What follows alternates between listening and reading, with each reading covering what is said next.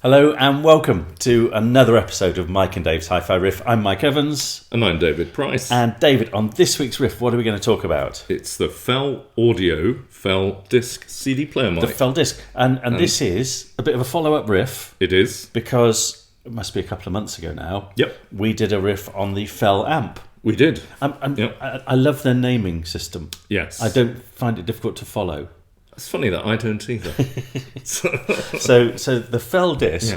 Yeah. Look, there we are. Look at that. Show the viewers. Let's just switch it on there. Yep, excellent. Does it remind you of anything? Reminds me a bit of a name. It does. For some reason. I thought you were going to say it reminds me of the Fel amp. Well, it does that as well. There's a slight kind of name. If Name made CD players for £499, exactly. You know, exactly. But there we go. And that's that just brings me to my question: how do they make a CD player for £499 this good? Indeed, it really is quite something. So just this is for our younger viewers. This is called a CD. So you stream a lot now as well, Mike. I'm surprised you remember what they are. Look at that. So, that's absolutely brilliant. Yeah. Do you know, you say that, but Fel have been incredibly kind because they've let us keep the Fel amp and disc for a while. Mm-hmm. So I've had this in the system for a couple of months. So I'm quite familiar with it now. Yes. And I'm very taken by it. Yeah. I think it's a really capable budget CD player which does things really, really nicely. And I love the looks actually. I really, really do. Yeah. And speaking of which, I just need to say this, okay? Yes. When we're in Wiltshire, because you can tell by the white sofa, so we're at David's house this week, and I am Mr. Ben, and David is the shopkeeper, and this is what I found, okay? Another little treasure from David's house. This is what I found, look. Okay. This is absolutely beautiful. This is really special. Yes. This is, look at that. Oh, wow. This is a Sony Walkman. It is, yeah, isn't it? Not as we know it, it's an Jim. NWA. I think it might be 45. I can't remember. Was this very expensive? It's about 250 quid. It's beautiful. Yeah, it's just so gorgeous. Yeah. We're going to have to do a riff on that. Okay. No, seriously, we've got to do a riff on that. All It's right. It's just too lovely not to. Anyway, found that today. Yeah. Well, I'm glad that's all you found. In Mr. Ben's house. Very good. No, it's not Mr. Ben's house, is it? Mr. Ben didn't go to Mr. I'm Ben's the house. shopkeeper, you're Mr. Ben. That's it. Excellent. We'll try and get it right one day. Indeed.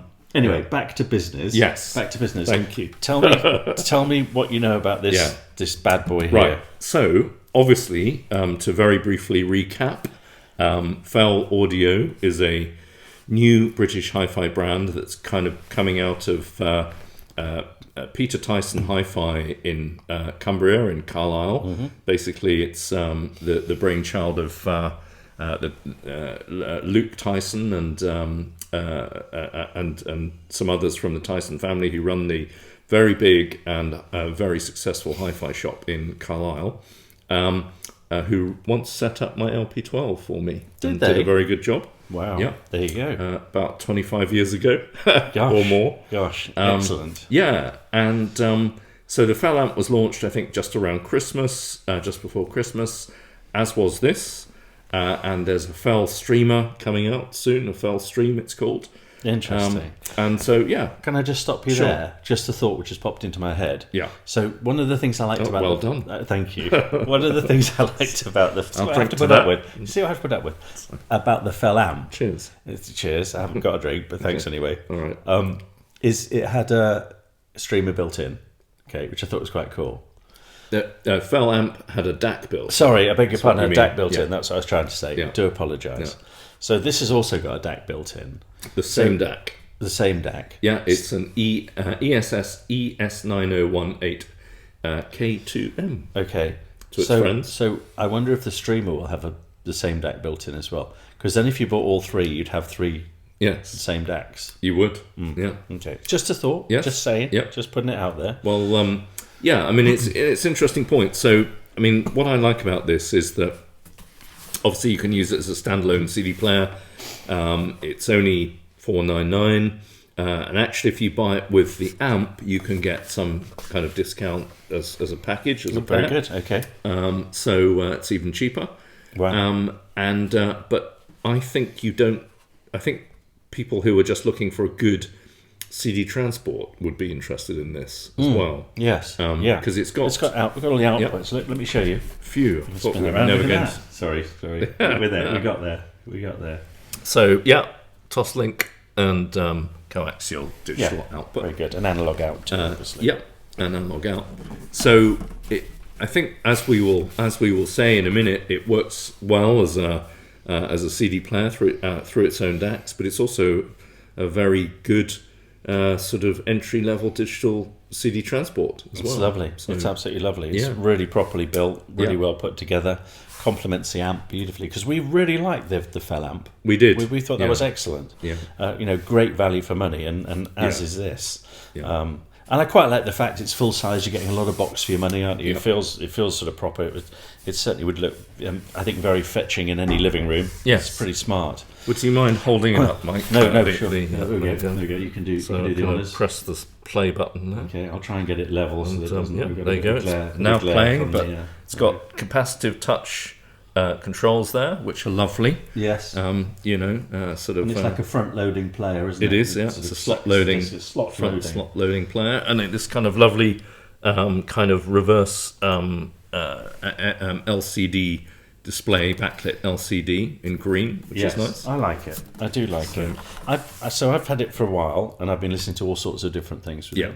And I'd say it does that wonderful thing, which not all pieces of hi-fi do. It's kind of genre agnostic. Oh, I didn't know you spoke French. There we go. May we? So it really doesn't matter too much what you throw at it. Yeah. It's not like it just focuses on rock music or it just plays classical really well. It'll do everything really well. It's a good all-rounder. So, we're playing all sorts of weird and wonderful tunes. No difference today. So would you like to explain to our lovely viewers what we've been listening to? The first which is in here. The first one, which is in here, is the I don't know if I think you have to press it twice. Yeah, no, don't worry, you do actually. Yeah. Well, I'll figure that out anyway. Yes. But yeah, this is the. I've got it on keep mode, so that when I take it home, it's still got your CD in it. Oh, thank you, Mike. I think you've done that once before, haven't you? I have. You did it with my Jerry Rafferty album, though. Do you remember? Yeah. So this is UB40's first album, and we like this, don't we? I love it. 1979. I love think. it. Yeah. 78, 79. Yeah. So I've got a pop triv question for you. Right. Okay. First album pop triv questions. Yeah. What have UB40 and Wham got in common? First album pop triv question.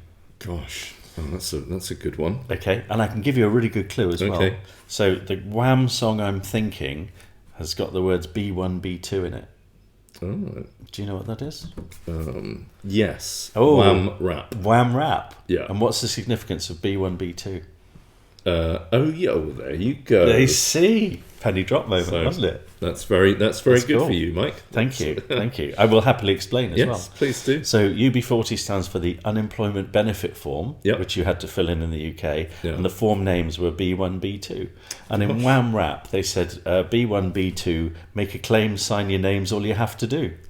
So there we are, you see. There we go. So there's a link between UB40 and Wham. Who'd have thought it? All about being unemployed and on the dole. This man is wasted in his current vocation, Yes. So it's like as brain surgeon. It's like a walking encyclopedia of pop triv. So you definitely have him on your team. And this is called signing off, because that's what you did when you came off the dole and got a job. Yep. So, and it was famously recorded in someone's bathroom. No, was it? A sort of bathroom kind of hallway kind of thing. Much cooler triv than mine. Yeah, and I think it was a analog 4-track recorder, as far as I remember. Amazing. It was very, very simple, very kind of basic recording technology, and yet it sounds so good, doesn't it? Didn't John Bonham move his drum kit somewhere on a staircase or something when he was recording When the Levee Breaks, which is like one of the most sampled drum sounds of all time. To give it a kind of atmosphere. To give it that sort of atmosphere, yeah. I've often thought that actually, if you maybe it's just because you're drunk, but if I sing in a bathroom in a pub, my voice always sounds better than it does when I'm not. Just saying. I'm not commenting for reasons of I politeness. think it must be through to alcohol. Yes. So actually on here, there's a couple of really great songs. Their first single, which I think was Food for Thought. Yep. And then King. Yeah, it's a great song. I love that. Unbelievable. Yeah. But really well recorded. Yeah. And sounded great on the fell. The fell didn't trip it up at all. It's really good. Less is more school of recording technology, I think, and yes, absolutely it worked right. very well for that reason. Yeah, no, that's absolutely right. There we go. There's your disc back there. Look. Cheers. Okay, signing off. Just in case we give it back to Fell, and they have a very pleasant surprise to find an excellent album in there. Well, but no, sounded really good. Yeah. And also, can I just say, one of the things on that album, the bass especially, is so good. So well recorded, so strong, and this had no problem reproducing it whatsoever. It was spot on. Yeah, spot on. So via its own DAC, it's got a sort of kind of like easy, breezy sort of sound. It's just a kind of very agreeable sound. It's not sort of harsh or sort of thin or nasty. No. I mean, I think I've heard Cambridge Audio's AXC35 CD player, which is admittedly a little bit cheaper than this at $350, and that has a slightly kind of thinner and more analytical sound than the Fell. Interesting, but just a bit. And the Cambridge Audio, AXC35 is a great value product as well. But, but doesn't have the sort of fancy front panel and controls and all that kind of stuff. So, you like Yes, don't you? I like a bit of Yes. Yeah, I do. I do like too. a bit of Yes. Yeah. Going for the one. This is my favourite Yes album. I don't know if that's going to upset Yes fans because people like different ones, don't they? No, I'm astonished you said that because I would have put up all of my money on you preferring 90125 because it's Trevor Horn. Yeah, not Yes. So I quite like it, but I like sort of classic Yes more. Okay, so, very good. I like the first album as well a lot. I like every Yes album. Sure, really. The first album's brilliant, isn't it? All Good The People. title track on that's great. Going for one, excellent. Yeah. So, excellent. Wondrous Stories. Yeah, it's great. I like Roundabout as well. Yes, in fact, me too. In fact, when I think it was when I might get this wrong and get slated here, but when Yes were inducted into the Rock and Roll Hall of Fame, Geddy Lee played bass on Roundabout. Did he? How cool is that? Yeah, played really well as well. Just watch that, check it out. You always bring this back to Rush. Okay, they're very closely knit, though, aren't they? Here's my mug with Barry Sheen. Is there any Rush connection there as well, Mike? So I don't know. I'd have to have a think about that. Please don't. Please don't. So very sort of dry, typically sort of early 70s British rock album in its recording. Full analog. Full analog. Very crisp sounding and nice to listen to. And then finally, for the sake of modernity, and this is how sad I am because I think, we've got to give some kind of modern example. A 1989-90 era. That's modern to us, isn't it? That is modern as far as I'm concerned, certainly. Yeah, 89 I think it was. And this is the beloved Sunrise, the beloved Happiness album. And they had a great track. I think it was summer 89. Can't remember exactly, but around then. Called The Sun Rising. And a great kind of rave, kind of electronic track. David, if you've noticed, when we're in Wiltshire, David doesn't do a Hi-Fi Riff without showing off that he's got loads of Japanese import CDs and albums, by the way. Just saying. What do you call that? That's an obi.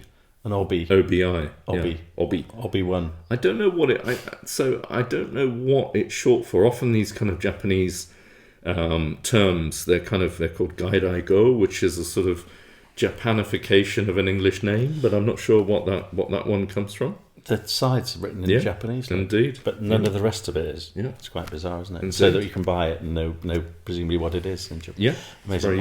An obi. There we go. Every day's a school day. Indeed. Yeah. Yes, excellent. So really lovely recording, analog recording, modern analog, not kind of super dry and sort of barren and sparse like the Yes. This is a kind of fruity and thick sounding analog. Really nice and sounded very good. It's great. It's great for an inexpensive CD player. Yes. So if it were me, if I needed a good cheap CD transport, you know, with I mean, this is the thing with CD transports as well. You can, you know, you want it to come from a company that you think is going to continue to exist in order to get spares, because CD mechanisms wear out eventually. Do. Yeah. And, you know, it makes sense really to buy a new CD transport rather than a very old one, because if you buy a really nice sort of TIAC from 25 years ago, then it's going to be tricky to try and get it repaired if it goes down. So yeah, buying a new one with a warranty, etc., makes sense. And so yeah, there's a good argument. If you want to use that as a CD transport, it's a very good thing. It is. Stick it on the end of a very good DAC, and it's going to sound really impressive. So. And yes, you're absolutely right. Which actually leads me just to maybe a bit of a difficult question, which is you know, an upgrade path. Yeah. So I think if I bought this, then, you know, do I do exactly that? Yes. And do I go, right, okay, I'm ready now to upgrade, let's get a decent a DAC and plug it in and whatever.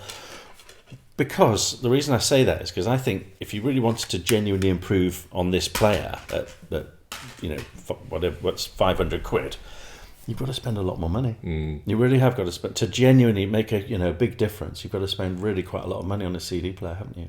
I mean, I think you're just coming into, you know, your upgrade path will be to get a good entry level CD player like this, or the aforementioned Cambridge Audio, and then your next stop, if it's me anyway, would be to get a Chord Electronics. What's it called? Cutest. Cutest. Yeah.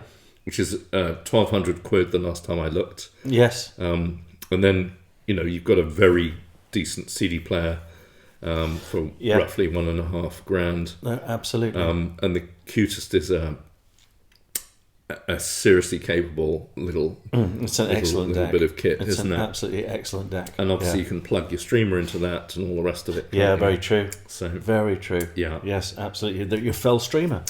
Your file stream when that comes out allegedly quite soon.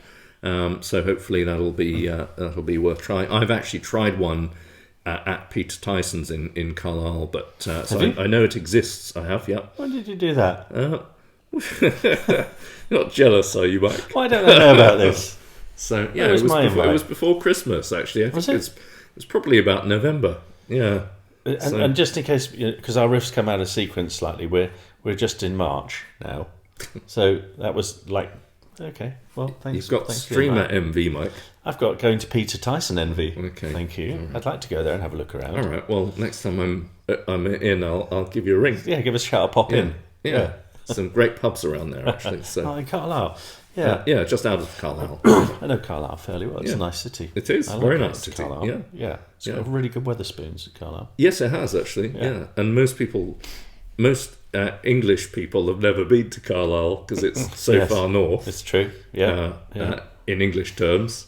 But it's like a best kept secret. It's a nice it is. Nice little shopping place. Lovely city. So I think we're turning into like tourist guides. I know. But actually, fell, the name comes from indeed Cumbrian terminology, isn't it? Yes, it's Cumbrian word for hill or large hill, kind of, small mountain, large hill, kind of.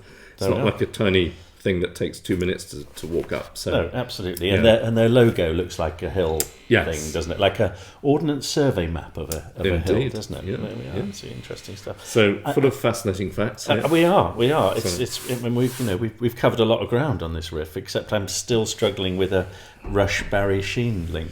So I'm sure. Well, there we go. There's a challenge to our viewers, and knowing our viewers, I reckon they'll find one as well. They will, and it'll be really obvious, and we'll go, "Why didn't we think of that?" So, would you like to do a riffometer on our fell disc? Yes. I mean, I'm going to give it. I'm going to give it a 9. I know it's really boring, but it's £499, and that's a brand new CD player with a guaranteed transport, and you can, if it blows up, you can take it back rather than throw it in the skip. Absolutely. And it works perfectly fine as a CD player. Sorry. Mike's just I've not unplugged it in the back, Max. It's on a bit of a learning curve for viewers. Sorry about that. So So at that price, it's hard to think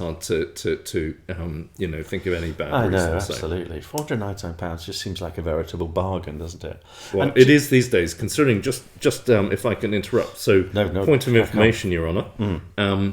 So, because of the appalling inflation we've all had all around the world since COVID, in pre-COVID money, that's probably about 350 quid. So, True. yeah, Very true. it's crazy. I like the fact that there's still millions of CDs available on charity shops and on eBay. Yeah. With some great music, and actually for £499 you've got great access to them. Yeah, don't you? And absolutely. play them properly. Yeah. And you can buy sort of lots of good CDs on eBay for pennies, really, can't You you? really can. So, It's crazy. yeah. And there we are. Great advice. Yep. Buy loads of CDs. Buy a Fell Audio CD Yep. player. Fell disc. Yes. And you're in business. And I'm going to give it a 9 as well. Well, I think there we it's go. terrific. And on that note, thank you so much for watching this episode of Mike and Dave's Hi-Fi Riff, and we'll very much look forward to seeing you at the next one. Bye. Bye.